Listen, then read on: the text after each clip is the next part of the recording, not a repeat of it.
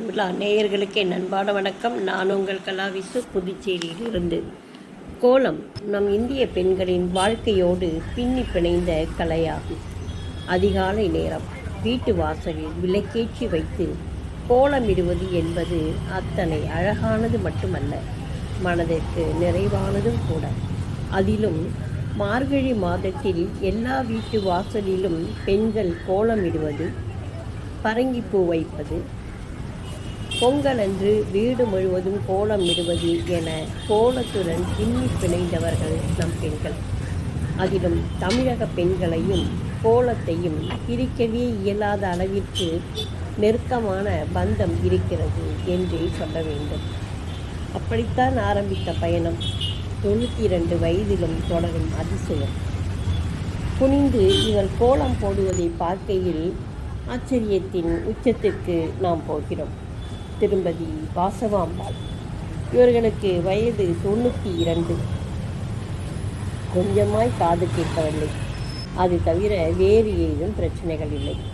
தரையில் உட்காருவது, சட்டனை எழுந்திருப்பது, சமையல் செய்வது, பூ கட்டுவது என எப்போதும் சுறுசுறுப்பாய் இருப்பதை பார்க்கும்போது ஆச்சரியமாக மட்டுமல்ல, மகிழ்ச்சியாகவும் இருக்கிறது. இவர்களுடைய மகள் கஸ்தூரி சந்திரசேகரன், இவர்களும் அம்மாவை போல கோலம், பாடல், சமையல் என தனது திறமைகளில் அசத்தி கொண்டிருக்கிறார். பூக்கோலம் இடுவது இவரது சிறப்பு. கூடுதலாக வீட்டில் நடக்கும் விசேஷங்களுக்கு தானே பாடல் எழுதி பாட்டு பாடுவது என கலக்கி கொண்டிருக்கும் இவருக்கும் வயது 72.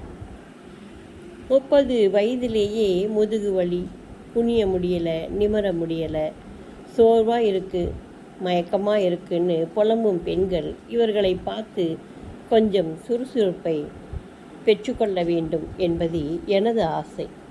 நன்றி, வணக்கம்.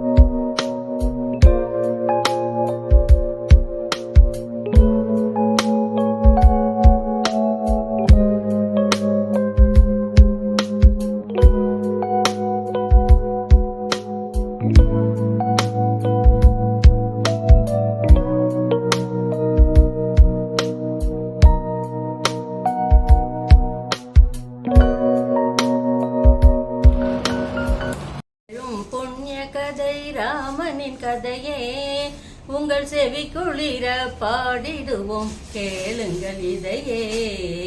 ஜெகம் புகழும் புண்ணிய கதை ராமனின் கதையே.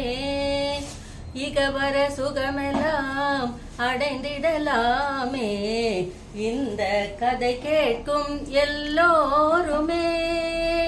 இனித்திடு நாவெல்லாம் உரைத்திடும் போதிலே, இனித்திடும் நாவெல்லாம் உரைத்திடும் போதிலே, இணையே இல்லாத காவியமாகும் ஜெகம் புகழும் புண்ணிய கதை ராமனின் கதையே.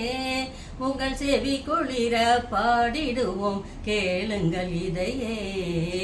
ஜெகம் புகழும் புண்ணிய கதை ராமனின் கதையே.